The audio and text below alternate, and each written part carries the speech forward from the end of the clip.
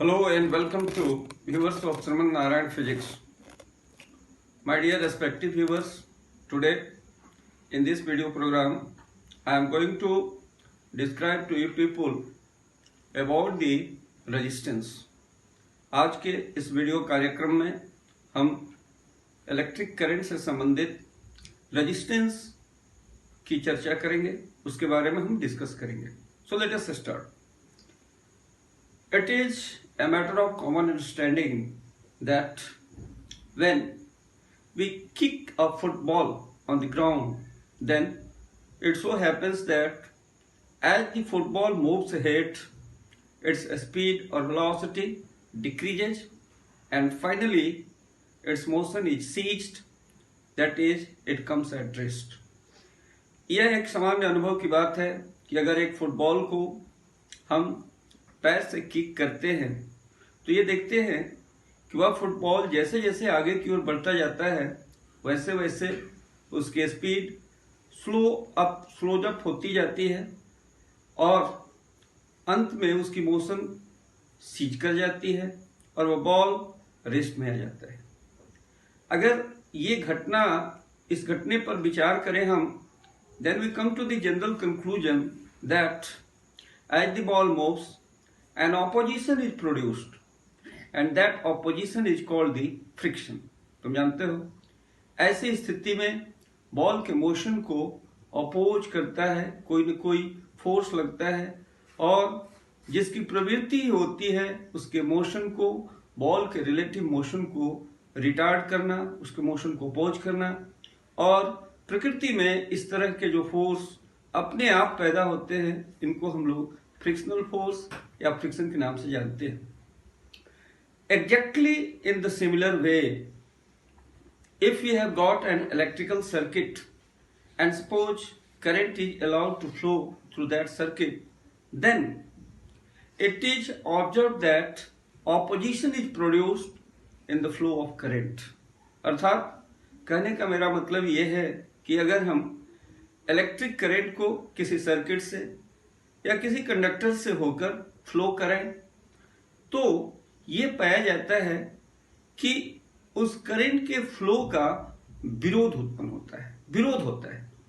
यह जो विरोध होता है, यह जो ऑपोजिशन होता है, जिस फैक्टर से ये ऑपोजिशन होता है उसी को हम लोग रेजिस्टेंस ऑफ द कंडक्टर के नाम से जानते हैं. तो अगर हम किसी कंडक्टर के रेजिस्टेंस को डिफाइन करें तो हम ये कहते हैं कि resistance is the property of a conductor by virtue of which it opposes the flow of current through itself. अर्थात रेजिस्टेंस किसी कंडक्टर का वह गुण है जिसके चलते वह अपने से होकर बहने वाली इलेक्ट्रिक करंट का सदैव ही विरोध करता है. जैसा कि तुम जानते हो, प्रकृति का यह शाश्वत नियम है विरोध करना, अपोज करना. इसलिए अगर किसी कंडक्टर से होकर हम करंट फ्लो कराते हैं तो यह विरोध अपने आप स्वतः पैदा होता है और यह जो विरोध पैदा होता है इसी को हम लोग रेजिस्टेंस के नाम से जानते हैं. That is why we have defined it in the way that resistance is the property of a conductor. यानी किसी कंडक्टर का एक अपना खुद का प्रॉपर्टी है, अपना खुद का एक गुण है, by virtue of it, जिसके बदौलत it opposes the flow of current through itself, अर्थात अपने से होकर बहने वाली करंट का सदैव ही विरोध करता है.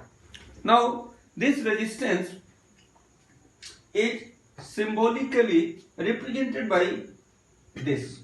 तुम जानते हो रेजिस्टेंस जो होता है, चूंकि एक वायर का भी रेजिस्टेंस हो सकता है, तो रेजिस्टेंस की वैल्यू बहुत ही ज्यादा हो सकती है.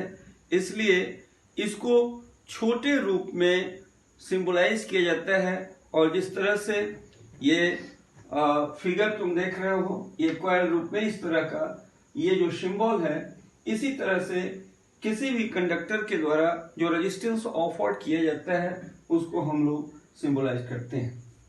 दिस रेजिस्टेंस तुम जैसा कि जानते हो, जितने भी फिजिकल क्वांटिटीज होते हैं, तमाम फिजिकल क्वांटिटीज को कुछ सिंबल होते हैं जिनके द्वारा डिनोट किया जाता है। उसी तरह से किसी भी कंडक्टर के द्वारा जो रेजिस्टेंस ऑफर्ड किया जाता है उसको एक स्पेशल सिंबल कैपिटल R से डिनोट किया जाता है। And in SI system its unit is ohm and this ohm is denoted by this symbol. अब हम कुछ ऐसे मटेरियल्स को के बारे में डिस्कस करना चाहते हैं जिनको मुख्य रूप से इस मकसद से बनाया ही जाता है कि वह किसी इलेक्ट्रिकल सर्किट में करंट का विरोध करे। ऐसे स्पेशली मेड मटेरियल्स जिनका मुख्य उद्देश्य किसी इलेक्ट्रिकल सर्किट में बहने वाले करंट का विरोध करे, ऐसे सब्सटेंस को रेसिस्टर के नाम से जाना जाता है। Such substances are called resistors. इस तरह से हमने रेजिस्टेंस के बारे में तुम लोगों को डिस्कस किया। अब हम ये बताना चाहते हैं कि what are the factors on which resistance of a conductor depend, यानी वो कौन कौन से ऐसे फैक्टर हैं जिस पर किसी भी कंडक्टर का रेजिस्टेंस डिपेंड करता है। इसके पहले मैं एक चीज और भी डिस्कस करना चाहता हूं। तुम जानते हो किसी भी इलेक्ट्रिकल सर्किट में जितने भी सर्किट एलिमेंट्स होते हैं उन तमाम सर्किट एलिमेंट्स को कनेक्ट किया जाता है और उसको कनेक्ट करने के लिए विशेष प्रकार के वायर का इस्तेमाल किया जाता है जिन्हें हम लोग कनेक्टिंग वायर के नाम से जानते हैं। एक चीज मैं यहाँ पर तुम लोगों को स्पष्ट रूप से बताना चाहूँ, कन्वेंशनली जितने भी कनेक्टिंग वायर्स होते हैं उनका रेजिस्टेंस 0 मान लिया जाता है।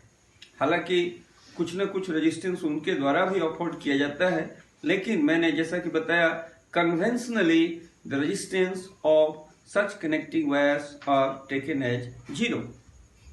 अब फैक्टर्स की बात करें, what are the factors affecting the resistance of a conductor. तो किसी भी कंडक्टर का जो रेजिस्टेंस होता है वह 2 फैक्टर्स पर डिपेंड करता है, यानी कंडक्टर के डायमेंशन पर डिपेंड करता है। तो late us now right factors affecting resistance of a conductor, resistance of a conductor. पहली जो फैक्टर है उसको हम लोग लेंथ L, यानी किसी भी कंडक्टर का जो रेजिस्टेंस होता है it is directly proportional to the length, यानी किसी भी कंडक्टर के द्वारा जो रेजिस्टेंस ऑफर्ड किया जाता है वह रेजिस्टेंस उस कंडक्टर के लेंथ के डायरेक्टली प्रोपोर्शनल होता है। So we can write R is directly proportional to L. What does it mean? Larger the length, larger will be resistance. Smaller the length, smaller will be resistance. Second factor, it is the cross-sectional area. Cross-sectional area of the conductor, जिसे हम capital A से denote करते हैं। यानी किसी भी conductor की जो रेजिस्टेंस होती है वह inversely proportional to cross sectional area, यानी कंडक्टर का जो क्रॉस सेक्शनल एरिया होता है उसके इनवर्सली प्रोपोर्शनल रेजिस्टेंस जो है क्रॉस सेक्शनल एरिया के इनवर्सली प्रोपोर्शनल होता है। What does it mean? It means that larger the cross sectional area smaller will be resistance, smaller the cross sectional area larger will be resistance. तुम देखते हो हम लोग हाउस होल्ड इलेक्ट्रिक सर्किट में जिस wire का इस्तेमाल करते हैं वह वायर उसकी मोटाई ज्यादा होती है, उसका डायमीटर ज्यादा होता है, इसलिए उसके लिए क्रॉस सेक्शनल एरिया की वैल्यू ज्यादा होगी और रेजिस्टेंस का मान ज्यादा होगा, कम होगा। ठीक इसके विपरीत जो पतले तार होते हैं उनके लिए क्रॉस सेक्शनल एरिया की वैल्यू कम होती है और इसलिए उनका रेजिस्टेंस जो है वह ज्यादा होता है।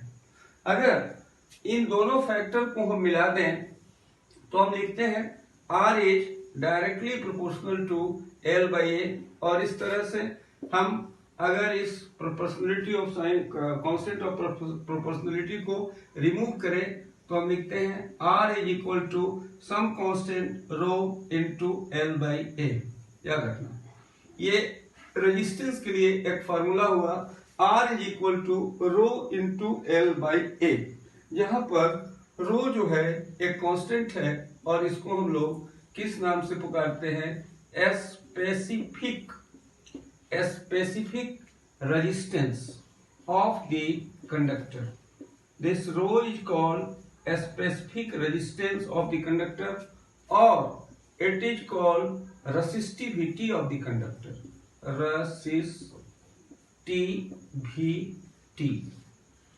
Resistivity of the conductor. अब थोड़ा सा इस रो के बारे में हम लोग चर्चा करें। From this equation R is equal to rho into L by A. Now you can write rho is equal to R into A by L.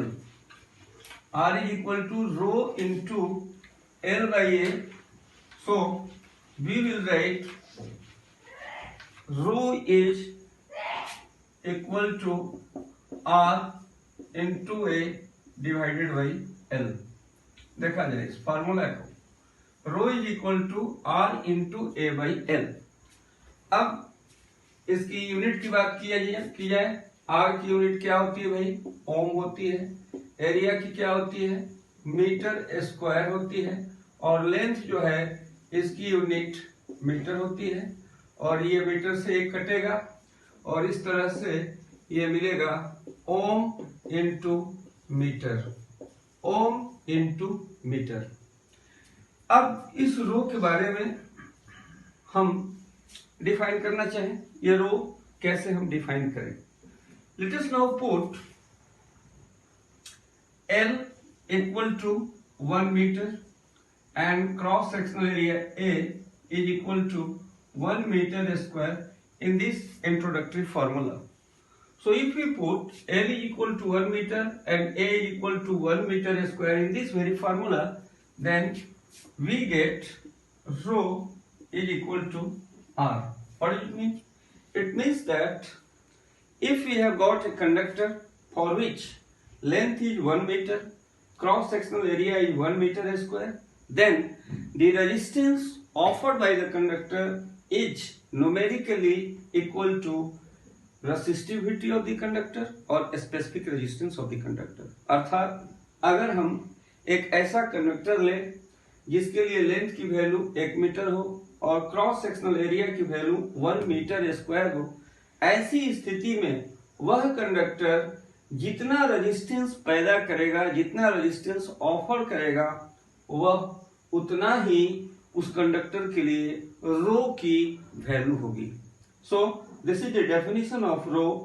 Now the important point regarding rho, it is that rho does not depend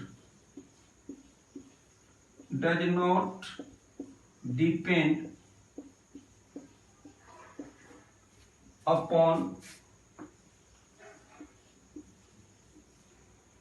any factor, किसी भी factor. Basically हम ऐसे factor की बात करते हैं जो कि कंडक्टर के डायमेंशन से जुड़ा हुआ हो। कंडक्टर के चूंकि इस फार्मूला में देख सकते हो rho equal to R into A by L, तुम्हें ये समझ में आ सकता है कि भाई रो के फार्मूला में एरिया है, लेंथ है, तो एरिया पर भी डिपेंड करेगा, लेंथ पर भी डिपेंड करेगा, ऐसी बात नहीं है। So always remember, rho is independent of length, rho is independent of cross sectional area. Rho, it mainly depends